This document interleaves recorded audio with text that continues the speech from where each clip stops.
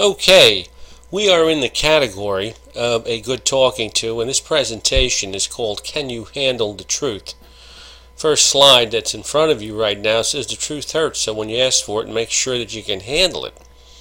And I wanted to start just by reading a very short essay out of my book, The New 3 R's in Education, with the title by the same name as this presentation, Can You Handle the Truth? It's only a few hundred words, and I'd like to read this to you so you can get a flavor as to where I'm coming from. One of the things that I've noticed is that everyone has a problem with the truth. I don't mean we walk around lying all the time, but you're always afraid of hurting someone's feelings or becoming entangled in some sort of confrontation with the person we're speaking with or even the person that we're living with. Sometimes we are concerned about someone's reaction, so we bend the truth or poke around trying to figure out what that person wants to hear. It really starts to become a problem in personal relationships when couples are afraid to make their desires known for fear of a breakup or a divorce. People can have a problem with the truth on the job, like when a supervisor might worry about an employee's reaction to a poor performance evaluation. In education, a teacher might be worried about a student's or parent's reaction, and that could easily award grades that are not in line with the student's performance. When I was in high school, my guidance counselor called me down to his office and pulled out my grades. He said, "What do you want to do when you're through with high school?" I told him that I didn't know, and then in the next breath, thinking that I had to tell him something other than the truth, that I wanted to be a bartender, I told him I wanted to be a lawyer. "A lawyer," he said, pointing to my grades. "These are not lawyer grades. If I were you, I would start to think about doing something else." I walked out of his office and wasn't the least bit offended. I didn't even think about going home and telling my father that my guidance counselor said I wasn't smart enough to be a lawyer. I never said one word to my father. You know what? The guy had actually told me the truth, and the truth really did set me free. I started to think honestly and look honestly at my abilities. I was able to acknowledge that I hadn't worked hard academically for my first 3 years of high school. I started to think about my future realistically. My guidance counselor made me take a hard look in the mirror and come to terms with what my abilities and my attitude really were. He told me the truth, and I appreciated that. Well, in 1977, my father sold the bar, and I became a teacher that same year. You know, I really enjoyed teaching. I was a special educator, so I didn't always have the cream of the crop when it came to my students. In fact, my students usually had the worst behavior problems in the school and could really get to me on some days. But overall, I developed a relationship with the kids, and things seemed to actually go pretty well.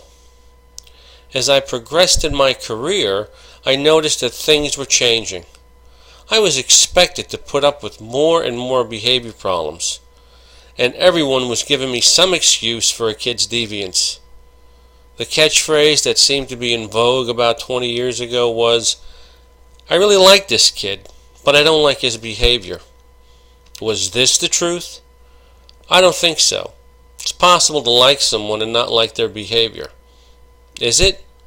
The truth is, we don't like the person because of his behavior, and people need to be made aware of this in a considerate way. A person is his behavior, and the two can't be separated.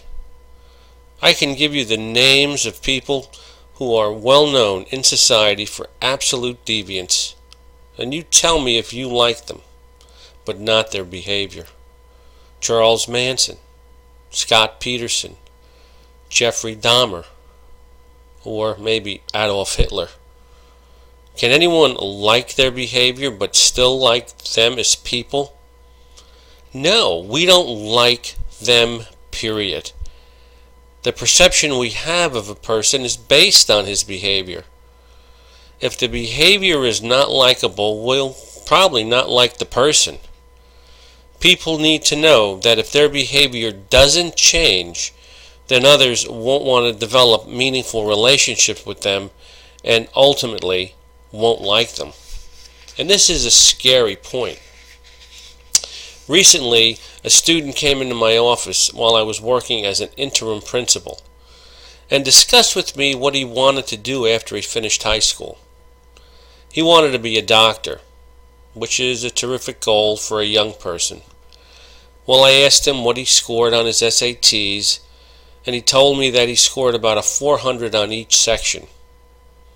I was thinking in my mind that a perfect score is 800 on each section, and a decent score would be 650 or 700. I knew something right then and there. He wasn't going to be my doctor. I proceeded to pull his grades out and find that his math and science grades were C's and D's. And you know, I wanted to respond with the same question that my guidance counselor asked me. Do these look like doctor's grades? But based upon the culture and society's norms, I couldn't ask that question. I immediately directed the student to the entry requirements that colleges have for their pre-med programs and ultimately medical school. He discovered the truth on his own and came back to me and thanked me. Yes, he thanked me for helping him realize that his study skills needed improvement and that he needed to take and retake the college boards. The truth made him aware of his own weaknesses and how much harder he was going to have to work in order to achieve his goals.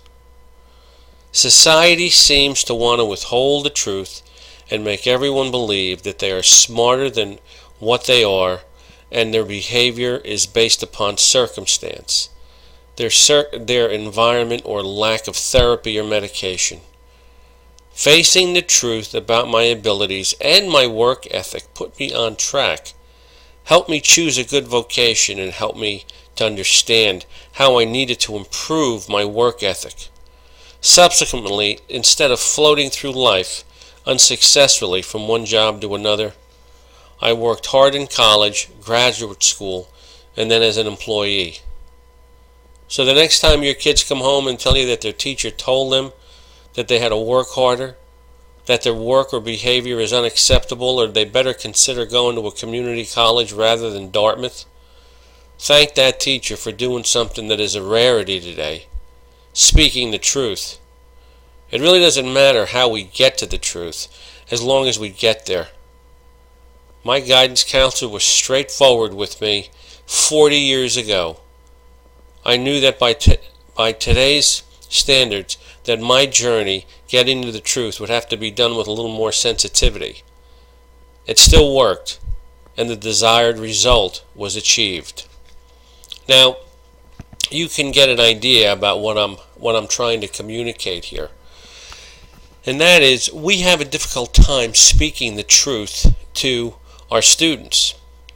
And, you know, there's a lot of reasons why. We don't tell the truth to our students, and we basically lie to them. We fear a lot of different things. We might fear the kid in general because of his attitude. We fear a reaction from the parents. We fear administration, who are going to confront us because we possibly failed the kid. And we don't, at times, we don't know what the truth really is. And in other words, what is this kid's potential? Is he lazy? Is he disrespectful? Can he do it? Or does he have some condition that gets in the way of his academic performance? Now, I've covered this before, but I'm going to cover it again.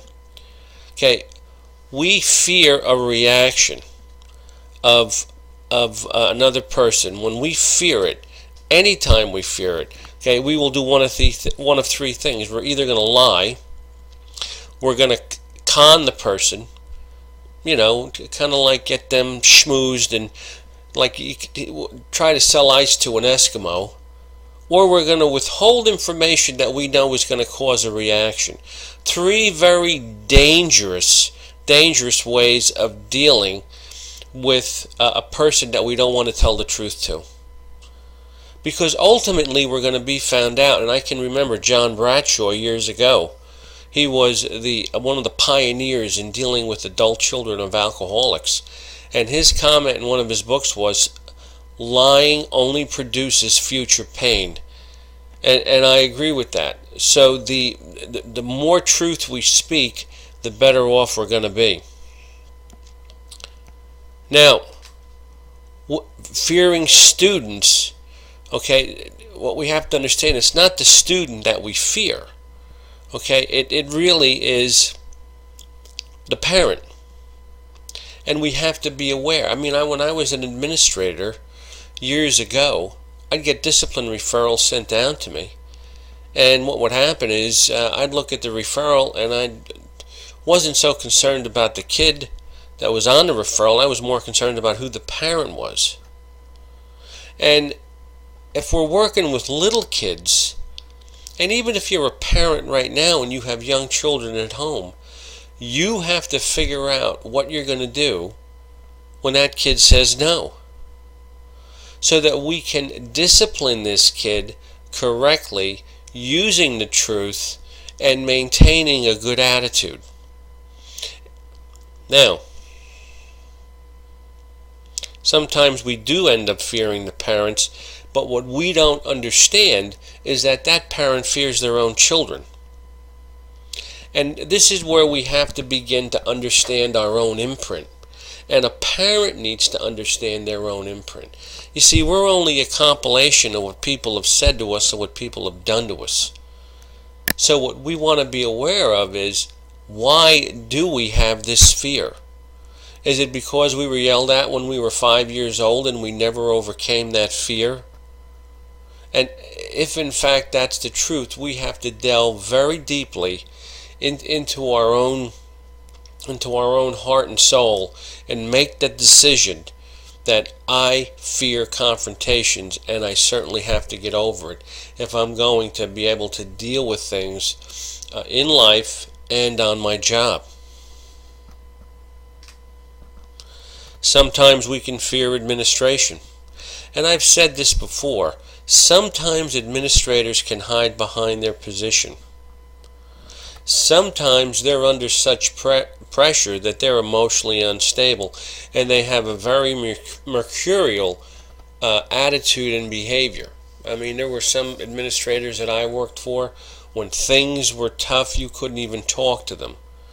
And then the next day you would come in and they would be all smiles and they'd be talking to you. You never got a real handle on where this person was coming from.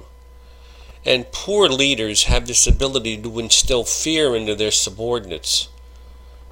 And what we have to do is we have to stay within ourselves and we have to concentrate on what our job is, and we have to work to make sure that the school is successful and our students are successful.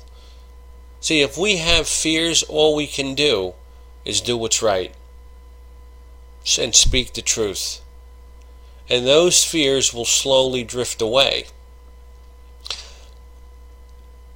There was a movie that I saw many years ago. It was called Nobody's Fool with Paul Newman. And he had a grandson that had a whole host of fears. And Paul Newman's comment to his grandson was, you only have to be brave for 2 minutes at a time. And he gave this child a stopwatch. And when things came up that this child was afraid of, what he would do is he would start the stopwatch and he would say, just for 2 minutes. That's all I have to do is 2 minutes. And that helped him overcome a lot of the fears that he had. Sometimes we have a crummy habit. Okay, and these habits get developed over time because we have always beaten around the bush and never really shared what we needed to share in terms of the truth. We've become situational reactive liars. Sometimes it didn't matter when we were younger if we told the truth or if we lied. We still got a reaction from someone. Often we don't share the truth because we have this feeling that we always have to impress others. And then sometimes we get to a point in our life where we don't know what the truth is. and everything that we say is either twisted or embellished or whatever the case may be.